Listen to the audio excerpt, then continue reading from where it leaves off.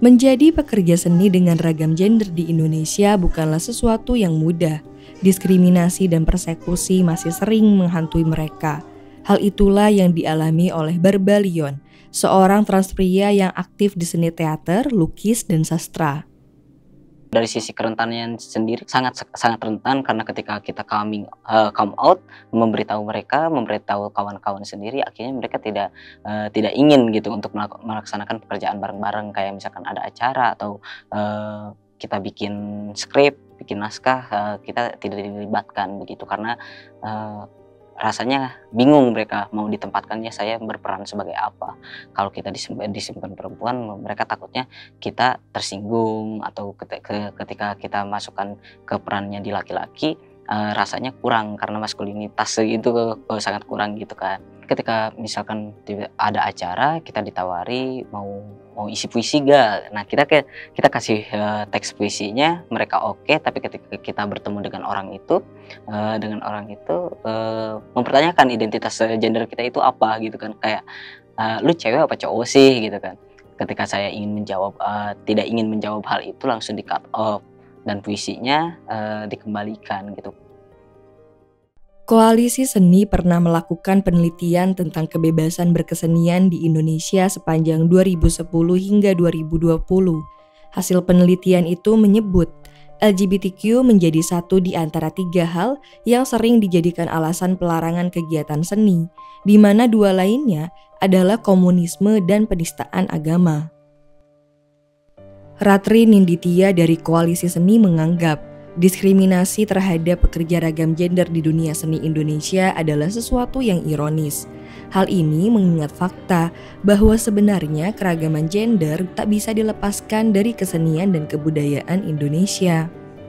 Kalau kita ngomongin kebudayaan di Indonesia kan sebenarnya sangat dekat dengan ragam gender gitu. Banyak banget kebudayaan atau seni yang menampilkan ragam gender. Tapi sayangnya seiring dengan berjalannya waktu juga hal-hal itu semakin dikurangi. Misalnya kelompok bisu yang dihalangi praktiknya gitu ya.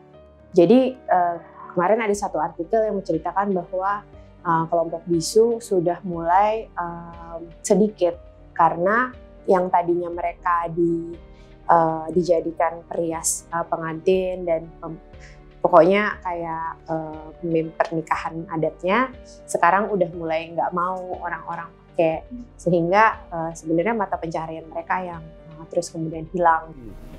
Kisah tentang kelompok bisu dalam kebudayaan suku Bugis ini hanyalah satu contoh di antara sekian banyak kasus diskriminasi lainnya. Tak cuma terjadi di ranah kebudayaan lokal, kasus seperti ini juga terjadi di dunia sastra, teater, film, dan bidang seni lainnya. Mungkin teman-teman ingat waktu pertama kali DKJ, sayembara buku puisi itu, DKJ yang memenangkan seorang penulis queer, itu banyak sekali yang protes. Kemudian kalau dari ceritanya kawan-kawan di teater, kejadian yang cukup besar itu ketika FTJ memenangkan seorang aktor, kita bilang aktor aja yang netral, tapi transpuan, kemudian dipermasalahkan karena orang pada ribut, dia ini masuknya perempuan atau laki-laki ya, kayak gitu. Akhirnya yang bersangkutan menolak penghargaannya, udah lo kasih aja gitu. Kalau di film kita tahu ya, di tahun 2016 ada pembubaran dan serangan dari Ormas kepada festival Q Film Festival, yang saat itu adalah festival film queer terbesar di Asia Tenggara. Itu cukup besar ya, dan itu selalu diserang selama beberapa tahun berturut-turut, dan akhirnya Q filmnya bubar gitu. Tapi waktu itu serangannya cukup besar dari Ormas. Ketidakhadiran negara dalam perkara ini sangat mempengaruhi perekonomian para pekerja seni dengan ragam gender. Alhasil, pekerjaan di bidang seni tak bisa dijadikan tumpuan utama, sehingga mau tak mau mereka terpaksa melakoni pekerjaan lain agar bisa menyambung hidup. Kalau misalkan untuk dalam segi ekonomi agaknya sedikit sih, karena memang kesempatan-kesempatan itu jarang sekali datangnya.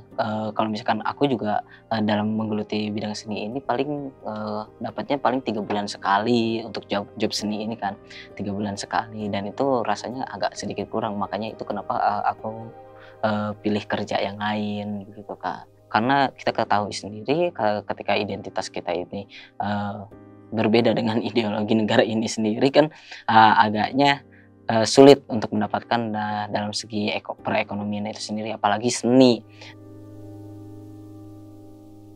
Menurut Abdul Hakim dari Organisasi Perburuhan Internasional ILO Indonesia, diskriminasi terhadap pekerja ragam gender tak bisa dibenarkan dengan alasan apapun. Tindakan ini telah melanggar salah satu dari 5 prinsip dasar yang dipegang oleh ILO.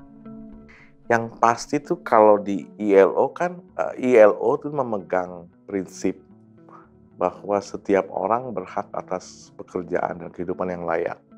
Jadi samalah dengan konstitusinya Indonesia. Satu. Yang kedua, ada standar yang diberikan atau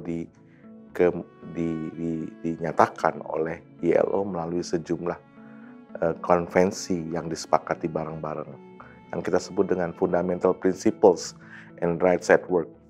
Di situ tuh clear banget tuh bahwa setiap orang harus dalam pekerjaan itu bebas dari diskriminasi, bebas dari boleh berserikat, nggak boleh mempekerjakan anak, juga tidak boleh dijadikan budak, kerja atau kerja paksa, dan terakhir dia harus diselamatkan hidupnya dan tetap dijaga kesehatannya.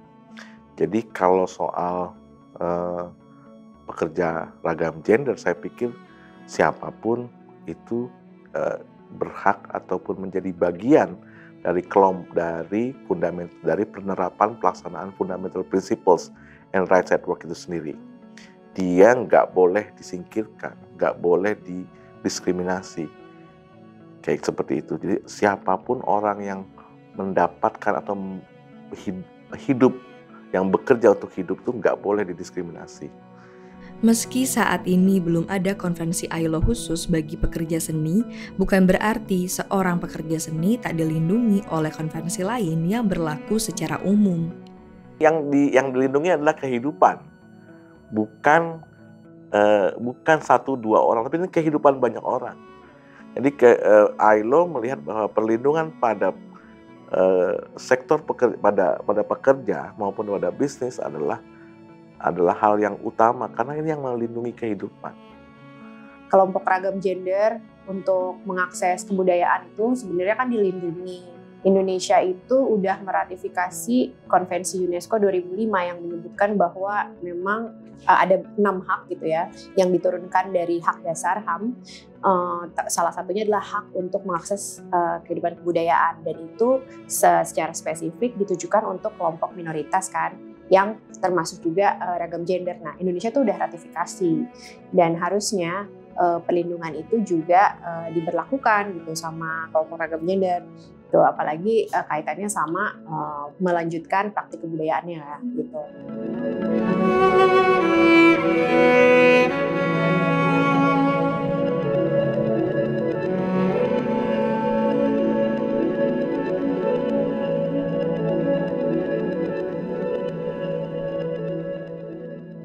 Aku kurang bisa berharap banyak sih dalam pemerintah ya. Cuman kalau misalkan diizinkan untuk berharap kepada pemerintah ini sendiri, aku berharap semoga nanti pemerintah ini tidak terlalu membuka ruang-ruang atau mungkin membuka ruang pekerjaan, ruang tempat kita berekspresi, dan ruang segala macam yang kita butuhkan begitu kan. Dimana hal ini ketika ruang-ruang itu terciptakan, otomatis akan membuka mata-mata masyarakat gitu. Mungkin emang kita nggak usah terlalu berharap banyak sama lembaga-lembaga yang memang secara kepemimpinan dan pengambil keputusan didominasi oleh sismil ya. Itu akan sulit pasti, apalagi lembaganya sudah lama atau gimana. Tapi kan lembaga baru bermunculan ya, dan yang setengah baru juga sebenarnya dengan secara proaktif berusaha memperbaiki tata kelola lembaganya dalam mengakomodasi kelompok ragam gender gitu. Yang pasti setiap negara anggota ILO didorong untuk menghormati bahwa setiap pekerjaan itu adalah untuk hidup, dan hidup adalah bagian dari hak asasi. Maka mereka yang berupaya untuk hidup adalah mereka yang memperjuangkan hak asasi mereka sendiri. Jadi harus semakin dilindungi.